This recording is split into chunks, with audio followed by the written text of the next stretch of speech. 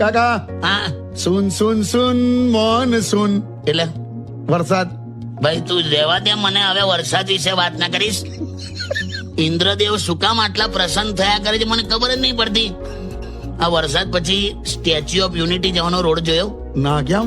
થાળીમાં પાપડના ટુકડા પડ્યા હોય ને એમ રસ્તામાં ડામરના ચોસરા પડ્યા છે.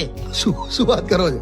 ખબર નહીં કઈ જાણે પેલી જાપાનીઝ ટેકનોલોજી હું વાપરી ખબર નહીં, પણ આવો ને આવો જો વરસાદ ચાલશે ને તો રોડમાંથી ડામર, કપચી, સળિયા, માટીની સાથે સાથે કોક 1000 વર્ષ જૂની સંસ્કૃતિના અવશેષો પણ નીકળવા માંડશે.